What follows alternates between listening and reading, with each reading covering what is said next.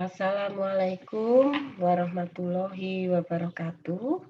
Mahasiswaku dimanapun Anda berada, marilah kita mulai perkuliahan kita di mata kuliah Asas Teknik mengenai kesetimbangan energi. Ini merupakan pertemuan kedua yang merupakan kelanjutan dari pertemuan pertama yang kemarin. Di mana dalam melakukan perhitungan kesetimbangan energi, kita harus mengingat lagi mengenai hukum kekekalan energi yang bagaimana bunyinya itu sudah Ibu sampaikan di perkuliahan sebelumnya. Di mana keseimbangan energi itu berhubungan dengan kesetimbangan massa, seperti halnya dengan kesetimbangan massa, energi yang masuk itu sama dengan energi yang keluar ditambah dengan akumulasi. Atau jika kondisinya itu unsteady state, ada akumulasi. Tetapi jika tidak ada akumulasi, berarti itu kondisinya atau sistemnya adalah steady state, di mana energi yang masuk itu sama dengan energi yang keluar. Tahapan-tahapan penyelesaian di dalam soal kesetimbangan energi itu bisa digambarkan sebagai berikut. Yang pertama kali bisa dilakukan itu kita melakukan menggambar diagram yang mencerminkan proses, di mana diagram itu dilengkapi informasi-informasi yang berupa aliran masuk dan keluar, di mana batas daripada sistem, apa itu sistem juga sudah Ibu sampaikan di perkuliahan sebelumnya, itu dapat berupa batas putus-putus yang kita gambarkan sebagai dash line, di mana batasnya itu dapat berupa hal yang nyata seperti dinding dari peralatan atau batas yang imajiner, misalnya kita berada di suatu ruangan yang besar atau luas. Nah, bagian dari sistem seperti yang sudah Ibu sampaikan tadi, itu dibatasi dengan suatu garis putus-putus atau dash line. Dan biasanya juga digunakan simbol berupa huruf tertentu atau simbol tertentu untuk mengidentifikasikan variabel-variabel yang tidak diketahui. Setelah itu, seperti halnya kalau kita mengerjakan neraca massa, kita harus membuat persamaan matematis, baik apakah sistemnya itu yang kita acu adalah steady state atau unsteady state. Tetapi sebagian besar dari soal-soal penyelesaian di dalam kesetimbangan energi itu hampir menggunakan seluruhnya adalah sistem steady state. Setelah kita buat persamaan matematis, informasi-informasi tertentu, misalnya mengenai uap atau steam yang sering digunakan sebagai pemanas, itu bisa kita acu dari tabel uap, dari buku referensi yang telah kita tentukan pada suhu tertentu juga. Nah, buku yang sudah kita tentukan untuk kuliah saya itu adalah dari Jean Koplis, ya. Buku lengkapnya juga sudah Ibu upload, ada di link MMP atau Sister pada pertemuan yang sebelumnya. Atau di mata kuliah fisika, Anda juga sudah Ibu ajarkan bagaimana membaca tabel uap dan bagaimana mencari nilai entalpi daripada uap jenuh, terus kemudian saturated, uap saturated atau lewat jenuh, definisinya juga sudah Ibu sampaikan pada perkuliahan fisika. Ya. Nah, ini adalah contoh soal yang pertama. Pada contoh soal yang pertama ini merupakan proses pemanasan dari susu UHT atau ultra high temperature, di mana pemanasannya menggunakan heat exchanger yang menggunakan fasilitas uap, di mana uap itu bertekanan 313 kPa dan yang masuk dalam kondisi uap jenuh, yang keluar dalam kondisi kondensat yang berkesetimbangan dengan uap jenuhnya itu. Kondensat yang terbentuk berarti suhunya itu sama dengan suhu uap. jenuhnya. Nah, kemudian kecepatan alir susu diketahui 3.500 kg per jam, masuk pada suhu 21 derajat Celcius dan keluar pada suhu 135 derajat Celcius, di mana pemanasan itu berjalan selama 5 menit. Dan ditanyakan adalah laju aliran dari uap dalam kilogram per jam, karena dalam kilogram per jam informasi mengenai pemanasan selama 5 menit itu bisa diabaikan. Nah, diketahui CP susu adalah 3,894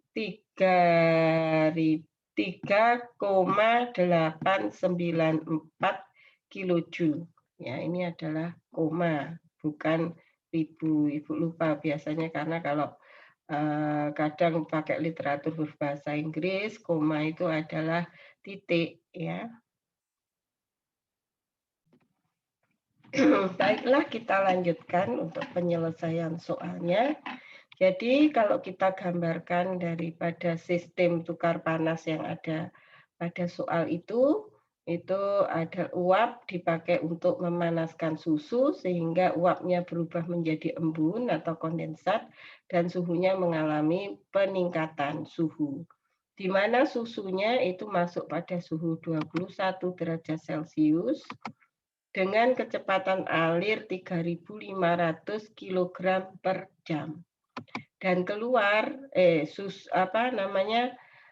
uap masuk, itu kita gambarkan dulu aliran masuknya, itu adalah pada suhu pada tekanan 313 kPa. Nah, yang keluar itu adalah susu, tapi suhunya sudah meningkat seperti yang sudah Ibu sampaikan tadi, menjadi 135 derajat Celcius, tentunya dengan kecepatan alir yang sama, yaitu 3.500 kg per jam. Sedangkan yang keluar selain susu pada suhu 135 itu adalah kondensat pada suhu yang setara atau sama dengan uap jenuhnya. Nah, kemudian kita buat neraca energi atau persamaan keseimbangan energi di mana energi atau panas yang masuk itu sama dengan yang keluar, sehingga Q susu masuk ditambah dengan Q uap masuk itu sama dengan Q susu keluar ditambah dengan Q kondensat keluar. Nah, ini kita urai satu-satu, kita hitung satu-satu, kemudian kita masukkan lagi ke persamaan ini. Yang pertama, kita menghitung, tentunya jangan lupa dalam menghitung neraca energi, kita harus menggunakan suhu reference. Anda bebas menggunakan berapapun suhu reference, tapi Ibu prefer menggunakan 0 derajat Celcius. Itu akan memudahkan kita mengerjakan tahap-tahap perhitungan yang berikutnya. Nah, di mana Q in susu, ini tadi yang dari faktor sini, itu sama dengan MCP delta T terhadap reference. Sehingga M-nya itu adalah 3.500 dikalikan CP daripada susu, dikalikan dengan suhu masuk tadi susu 21, dikurangi suhu reference. Nah, ini kalau kita hitung, kita akan memperoleh hasil 286,209 kilojoule per jam. Nah, kemudian Q uap itu sama dengan massa uap dikalikan entalpi uap jenuh atau H uap. Nah, ini H uapnya kita lihat seperti yang Ibu sampaikan tadi di literatur Jean Koplis pada tabel uap apendik A29 yang mana dulu di mata kuliah fisika sudah Ibu kenalkan tabel dan istilah-istilah yang ada di tabel itu. Nah, pada buku ini kita lihat yang bagian SI unit, karena yang diketahui tekanan uapnya adalah 313 kPa yang merupakan satuan SI unit. Nah, dari tabel itu nanti Anda bisa lihat kita peroleh entalpi dari satu rated vapor atau HV itu sama dengan 2727,3 kilojoule per kilogram. Setelah ini kita masukkan ke sini sebagai pengganti H uap, Anda akan memperoleh persamaan bahwa Q uap masuk itu sama dengan M uap dikalikan 2727,3. Nah, yang berikutnya kita akan menghitung neraca massa panas yang keluar. Panas yang keluar itu terdiri dari susu dan kondensat. Nah, susu itu sama dengan yang masuk tadi, yaitu MCP, cuma suhunya adalah suhu out dikurangi suhu reference. Akhirnya Anda akan memperoleh nilai 1.839.915 kilojoule per jam. Nah, kemudian kita lanjutkan perhitungannya dengan menghitung kondensat yang keluar dari sistem, di mana nilai Q kondensat sama dengan uap tadi adalah M kondensat dikalikan dengan entalpi daripada saturated liquid dari kondensat.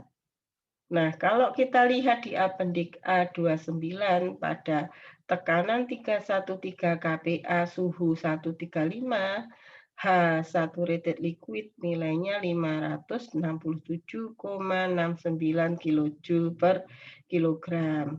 Nah, cara melihat tabelnya juga sudah Ibu ajarkan di mata kuliah fisika. Bagi yang lupa, silakan dibuka lagi. Ada di link YouTube Ibu di materi fisika. Nah, kemudian selanjutnya ini ada kalau kita menghitung persamaan Q out kondensat tadi, yaitu bahwa M kondensat itu sama dikalikan dengan H kondensat atau H saturated liquid, itu adalah 567,69 kilojoule per kilogram. Jadi, kalau kita jumlahkan semua dari neraca massa yang masuk itu sama dengan yang keluar, itu adalah ini. Ini tadi merupakan panas dari susu masuk, aliran masuk.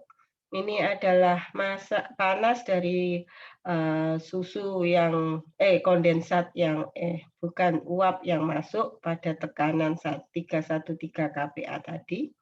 Itu sama dengan Q dari susu yang keluar ini, dan kemudian Q dari kondensat yang keluar, nilainya ini. Nah, jangan lupa karena semua uap yang masuk itu mengembun, sehingga massa uap itu sama dengan massa kondensat. Berarti M kondensat ini kita ganti dengan M uap, dan itu akan memudahkan kita untuk mencari nilai daripada massa uap seperti ini. Jadi yang tadi M kondensat kita ganti dengan M uap.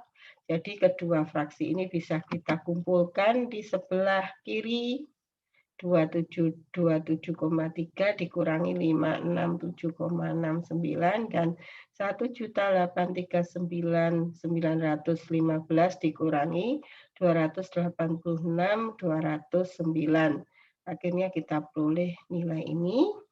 Dan ini kita bagi dengan hasil pengurangan dari fraksi yang sini, sehingga Anda akan memperoleh nilai massa uap adalah sekian kilogram per jam.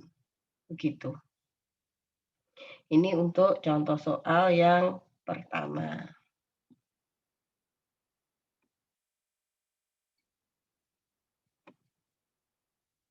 Baiklah, nanti kita akan lanjutkan ke contoh soal yang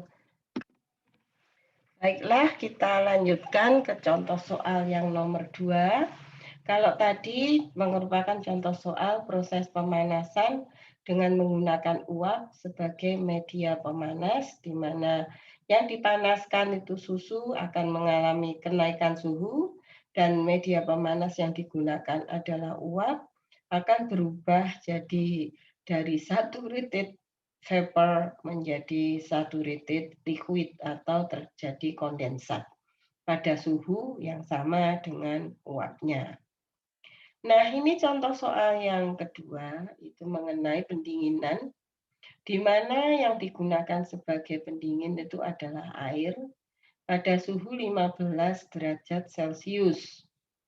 Yang akan didinginkan itu adalah pasta tomat dengan kecepatan alir 15 kg per jam dan akan mengalami penurunan suhu dari 90 derajat Celcius ke 20 derajat Celcius. Nah, pasta tomat itu mengandung total padatan 35%, sedangkan suhu air ketika meninggalkan pemindah panas itu 25 derajat Celcius. Dan tidak terjadi percampuran antara pasta tomat dengan air, di mana diketahui CP air adalah 4187 dengan satuan Joule per kilogram derajat Kelvin dan CP pasta adalah 2846,76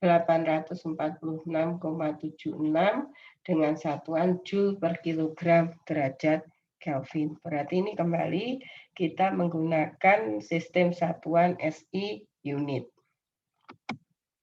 Nah, kalau kita gambarkan skemanya dari sistem itu adalah seperti ini, di mana yang masuk itu adalah pasta tomat pada suhu 90 derajat Celcius dengan total padatan 35% dan nilai CP-nya 2846,76 Joule per kilogram derajat Kelvin. Selain itu yang masuk adalah air pendingin dari suhu 15 derajat Celcius dan aliran yang tidak diketahui atau X dan nilai CP-nya 4187.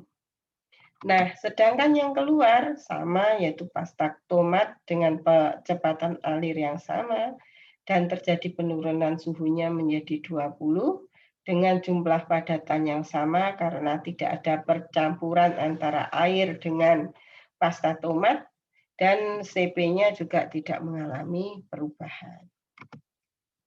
Yang berikutnya adalah air pendingin, di mana air pendingin itu suhunya akan meningkat dari 15 ke 25 dengan kecepatan alir yang tidak diketahui juga, di mana CP air nilainya masih tetap sama dengan yang masuk karena peningkatan suhunya tidak terlalu besar. Nah, di mana panas yang masuk itu sama dengan panas yang keluar seperti yang sudah Ibu sampaikan sebelumnya, sehingga Q1 ditambah dengan Q3 itu sama dengan Q2 ditambah dengan Q4. Nah, itu perlu kita hitung satu-satu mengenai aliran panas yang masuk dan yang keluar. Yang masuk tadi adalah Q1, terdiri dari saus. Saus kita ambil suhu referensinya sama dengan soal nomor 1 adalah 0 derajat Celcius. Sehingga massa alir kecepatan air massa saus diketahui, CP saus diketahui, suhu saus masuk 90 derajat Celcius diketahui, dan setelah kita hitung, kita akan memperoleh nilai 3843,126 Joule per jam. Nah, yang berikutnya kita akan menghitung Q3, itu adalah panas daripada air yang dipakai untuk pendinginan, di mana nilai kita referensinya sama adalah 0 derajat Celcius. Akhirnya Q3 itu bisa kita hitung sama dengan MCP air dikalikan dengan T3 dikurangi T reference, sehingga Anda akan memperoleh nilai M ini airnya masih dalam bentuk M air dikalikan dengan 62.805 Joule per kilogram. Nah, setelah itu kita akan menghitung aliran panas yang keluar yang tadi terdiri dari Q2 dan Q4, di mana Q2 itu adalah panas saus tomat keluar yang terdiri dari MCP saus kalikan T2 min T reference, di mana T2 di sini adalah suhu saus keluar atau 20 derajat Celcius. Nah, kemudian kita akan memperoleh nilai ini. Setelah kita kalikan M saus dikalikan dengan CP saus, kita kalikan dengan T2 min T reference. Kemudian kita melakukan perhitungan Q4 yang merupakan aliran massa dari aliran panas dari air keluar daripada alat tukar panas, di mana nilainya adalah M dikalikan CP air dikalikan T4 min T reference, di mana M-nya ini adalah massa air, karena ini adalah Q4 aliran air keluar, yang tentunya ini masih ditanyakan, dikalikan CP, dikalikan dengan suhu keluar T4, dikurangi dengan 0. Sehingga Anda akan memperoleh persamaan M air dikali dengan 104, 104.675. Nah, kalau kita kembali ke persamaan asal, yaitu bahwa panas masuk sama dengan panas keluar. Yang masuk ini terdiri dari saus tomat masuk Q1, dan ini adalah air masuk Q3, kemudian ini adalah saus tomat keluar atau Q2, dan ini adalah Q air keluar atau Q4. Sama dengan yang tadi, M air kita kumpulkan dengan M air, dan angka ini kita kumpulkan ke sana. Akhirnya Anda akan memperoleh persamaan ini, yang M air kita kumpulkan ke kiri semua ternyata. Yang angka kita ke kanan semua, yang angka ke kiri. Akhirnya kita akan memperoleh massa air dikalikan 41,84 itu sama dengan 2.989,098. Nah, kalau kita hitung, akhirnya massa air yang dibutuhkan untuk operasi pendinginan tersebut adalah 71,4 kg per jam. Begitu. Baiklah, nanti kita akan lanjutkan ke contoh soal yang ketiga. Baiklah, kita lanjutkan ke contoh soal nomor 3. Nah, pada contoh soal nomor 3, ini seperti contoh soal yang sebelumnya, itu adalah operasi pemanasan. Ya, akan tetapi di sini uapnya itu bercampur dengan bahan yang mau dipanaskan. Nah, ini biasanya terjadi pada unit operasi balancing, di mana uapnya itu bercampur dengan bahan yang mau dipanaskan. Pada contoh soal ini, itu yang akan dipanaskan adalah hancuran tomat yang mengandung air 95% dan padatan 5% dan bersuhu 75 derajat Fahrenheit. Dan uap jenuh pada tekanan 1 atm. Kemudian uap tersebut akan mengembun setelah dipakai untuk memanaskan, dan kondensat yang terbentuk itu bercampur dengan hancuran tomat, sehingga hancuran tomat itu akan mengalami peningkatan jumlah air dan penurunan jumlah padatan. Sehingga suhu hancuran tomat setelah bercampur dengan embun yang panas itu dari uap, itu akan meningkat dari 75 derajat Fahrenheit menjadi 175 derajat Fahrenheit. Nah, ini hal yang umum terjadi jika kita melakukan operasi blanchir yang sering dilakukan pada proses pengolahan pangan. Nah, hitung konsentrasi total padatan pada hancuran tomat yang keluar, di mana diketahui CP padatan tomat adalah 0,5 BTU per pound derajat Fahrenheit, sedangkan CP air itu adalah 1 BTU per pound derajat Fahrenheit. Baiklah, kita lihat skema daripada soal tersebut bisa seperti ini. Di mana yang masuk itu adalah uap jenuh dengan tekanan 1 atm. Selain itu adalah tomat, hancuran tomat, yang terdiri dari 95% H2O dan 5% padatan bersuhu dua-duanya 75 derajat Celcius. Kemudian uap ini dipakai untuk memanaskan sehingga dia akan bercampur di sini.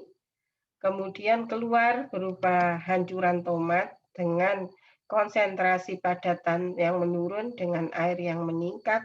Tapi ini hancuran tomatnya terjadi peningkatan suhu menjadi 175 derajat Fahrenheit. Karena ini yang digunakan BTU, derajat Fahrenheit, berarti kita akan menggunakan satuan dalam sistem Inggris atau British Unit. Nah, asumsi-asumsi yang digunakan untuk menyelesaikan soal ini adalah kita gunakan basis 100 pound per hour daripada hancuran tomat masuk. Dan suhu referensi yang kita gunakan meskipun nilai 0 derajat Fahrenheit itu bukan titik 0 derajat Celcius, tetapi angka 0 itu akan memudahkan kita melakukan tahapan-tahapan perhitungan yang lainnya. Nah, di mana kita asumsikan bahwa semua uap yang masuk dalam kondisi jenuh itu akan mengembun dan bercampur dengan hancuran tomat yang kita kode dengan X, yaitu berat uap masuk sama dengan berat kondensat yang bercampur dengan hancuran tomat sama dengan X, di mana diketahui CP bagian padat dari tomat yang 5% ini 0,5 BTU dan yang CP daripada air 1 BTU per pound derajat Fahrenheit. Baiklah, ini adalah penyelesaiannya. Nah, hancuran tomat yang masuk kita hitung dulu neraca panasnya. Karena hancuran tomat yang masuk ada dua bagian, yaitu ada bagian air dan bagian padat. Tanya, maka kita hitung masing-masing. Ya, di mana karena basisnya itu 100 dan airnya 95%, sehingga massa daripada air dari hancuran tomat adalah 95 pound per hour, di mana CP airnya 1, suhunya sama dengan padatan karena suhu hancuran tomat dua-duanya adalah 75 derajat Fahrenheit. Nah, setelah kita hitung, hasilnya adalah 7.125 BTU per jam. Nah, kemudian yang bagian padatnya, Q padatan, itu sama dengan MCP padatan dikalikan delta T T-nya sama adalah 75 min 0, di mana massa daripada padatan adalah 5% dari total hancuran tomat yang beratnya 100 pound diasumsikan per hour. Oleh karena itu, ini Bu kurang nulis ya, tolong ditambahi per jam atau per hour. Nah, ini adalah 5 pound per hour kali CP padatan 0,5 dikalikan dengan delta T-nya 75 akan diperoleh nilai 187,5 BTU per jam. Nah, untuk selanjutnya kita akan menghitung uap yang masuk. Uap yang masuk itu beratnya Q karena X ya, karena belum diketahui. Dan berat entalpinya adalah H uap. Kita cari pada 1 atm di apendik A29 British Unit. 1 atm kalau kita lihat di tabel konversi itu adalah 14,698 PSIA. Nah, ini nilai ini kita cari di tabel uap. Sehingga kita akan memperoleh nilai ini 14 PSIA, H uapnya adalah 1150,5. Ya, sehingga kita akan memperoleh 1150,5 X BTU per jam. Nah, kemudian neraca panas hancuran tomat keluar, yang masuk kan ada 2 tadi, yaitu hancuran tomat dan uap. Yang keluar itu adalah hancuran tomat keluar yang airnya udah bertambah dengan X atau dari uap yang terkondensasi semuanya. Sehingga kita hitung satu-satu, hancuran tomat itu bagian air dan bagian padatan, di mana yang bagian air itu adalah 95 ditambah X, ditambah dikalikan dengan CP air, dikalikan dengan delta T yang dimana sudah terjadi kenaikan 175. Nah, sekarang akan menjadi seperti ini. Nah, oleh karena itu, Ki yang padatan, kita lanjutkan lagi, itu sama dengan, itu tadi Ki yang air, sedangkan Ki yang padatannya, itu adalah masanya tidak berubah, tetap 5 pound per hour, ini kurang per jamnya, maaf ya, tolong ditambahi ya. Dikalikan dengan CP padatan 0,5, terus kemudian dikalikan dengan 175, sehingga Anda akan memperoleh nilai ini 437,5 BTU per jam. Nah, ini adalah Ki padatan. Jadi yang keluar itu adalah Ki daripada pasta tomat yang penjumlahan dari Ki air dan Ki padatan. Nah, oleh karena itu kita hitung seperti yang tadi kesetimbangan energi di mana Ki in itu sama dengan Ki out. Nah, ini kalau kita gambarkan akan seperti ini. Neraca yang masuk itu terdiri dari ini adalah Ki air, ini Ki padatan tomat, ini adalah Ki uap, ini adalah Ki air dari padatan tomat yang keluar, ditambah dengan Ki padatan dari air yang daripada pasta tomat yang keluar. Dan ini adalah Ki daripada padatan tomat. Nah, ini kalau kita selesaikan persamaan ini, yang X kita kumpulkan X, dan yang angka kita kumpulkan angka, Anda akan memperoleh nilai 975,5 X sama dengan 9.750, sehingga X itu adalah berat uap masuk sama dengan 9,99 pound per jam. Begitu. Ini untuk penyelesaian soal yang ketiga. Dan ini merupakan latihan soal ya yang tentunya tidak terlalu jauh berbeda dengan contoh soal yang sudah Ibu sampaikan sebelumnya. Dan ini tolong diselesaikan dan nanti bisa Anda upload pada link tugas pada MMP atau sister yang sudah Ibu persiapkan sebelumnya. Saya kira cukup sekian dulu kuliah kita hari ini. Semoga apa yang Ibu berikan, ilmu yang Ibu berikan itu bisa bermanfaat. Wassalamualaikum warahmatullahi wabarakatuh. Tetap jaga kesehatan karena sebentar lagi sudah bulan puasa.